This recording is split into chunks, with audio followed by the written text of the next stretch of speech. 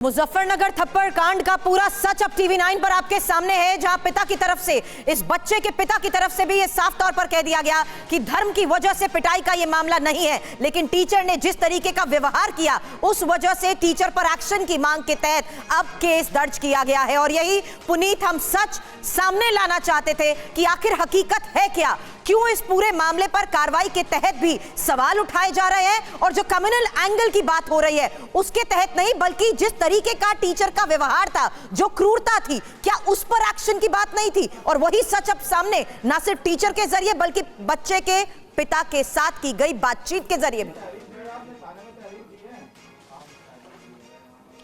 देखिए, बिल्कुल इस पूरे मामले में अब कम्युनल एंगल देने की कोशिश की जा रही थी और इसी एंगल से बचने की कोशिश कर रहे थे उस बच्चे के पिता, जिन्होंने शुरुआत में इसीलिए टीचर के खिलाफ कोई कार्रवाई नहीं करवाई बल्कि समझौता कर लिया और अपने बच्चे को स्कूल से निकाल लिया। लेकिन जिस तरीके से आरोप लगा रहे हैं कि स्कूल से आने के बाद भी स्कूल के बच्चों ने उनके बेटे की पिटाई की, तो इस बात से भी वो आहत हुआ और उसके बाद उन्होंने सिर्फ मारपीट का मुकदमा दर्ज कराया। उन्होंने कोई भी धार्मिक एंगल या कम्युनल बात उस मुकदमे देने से साफ तौर पर इनकार किया और ये भी कह रहे हैं कि उनको उस चीज से कोई लेना देना नहीं है, वो नहीं चाहते कि किसी भी तरीके के कि सांप्रदायिक कोई तनाव हो और इसीलिए टीचर ने जो कृत्य किया है, जो बच्चों से पिटवाया है, उससे नाराज किया गया। उनका यह भी कहना है कि अगर टीचर खुद पीटती तो उन्हें जरा भी दिक्कत नहीं थी, लेकिन बच्चों से पिटवाना जायज नहीं है और इसी चीज को लेकर के अब ये टीचर के खिलाफ एक्शन की मांग कर रहे हैं। और इसको लेकर के अब जो एबीएसए हैं, सहायक बीएसए, वो भी यहाँ स्कूल पहुंच चुके हैं और कागजी कार्रवाई वो कर रहे हैं, तमाम चीजों की जांच कर रहे हैं। उनका यह भी कहना है कि इस स्कूल की मान्यता के साथ बच्चों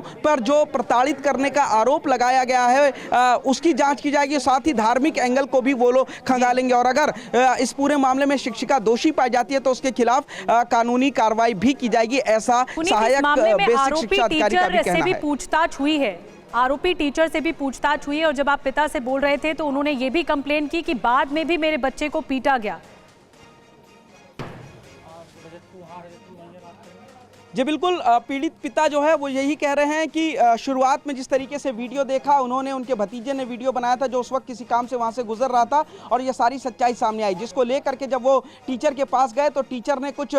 दूसरी तरह की भाषाओं का इस्तेमाल किया। उनका कहना था कि यहाँ इसी तरीके से होता है, ऐसा क्या, जिस तरीके से उन्होंने कहा है। तो टीचर के व्यवहार को लेकर के नाराजगी थी, लेकिन चूंकि कम्युनल एंगल ना हो तो इन्होंने उसके बाद इस पूरे मामले में मुकदमा देने से मना कर दिया था। लेकिन जिस तरीके से पीड़ित पिता का कहना है कि उनके बच्चे को स्कूल के बच्चों ने बाद में भी पीटा, तो ये बात उनको नागवार गुजरी और उसके बाद उन्होंने जो है बच्चे के पिता ने इस पूरे मामले में मुकदमा दर्ज कराया। साफ तौर पर गांव में तमाम मीडिया वाले आ गए हैं, अधिकारी आ रहे हैं, पूछताछ की जा रही है और इस पूरे मामले में पुलिस ने मारपीट का फिलहाल मुकदमा जरूर दर्ज कर लिया, लेकिन कहीं ना कहीं कम्युनल एंगल ना आए, कहीं ना कहीं सांप्रदायिक सौहार्द ना खराब हो, इस चीज का फिलहाल पूरी तरीके से ख्याल रख रहे हैं। लेकिन दूसरी तरफ जो महिला टीचर आरोपी है उसका भी कहना है कि वो अपनी गलती पर माफी मांगती है। वो साफ कह रही है कि उसने बच्चों से पिटवाया, ये उसकी गलती है, उसके लिए माफी मांगती है, लेकिन बिल्कुल कोई भी टीवी 9 भारतवर्ष से बातचीत करते हुए भी टीचर ने ये साफ तौर पर कहा कि उनका व्यवहार गलत था और उन्होंने ये भी माना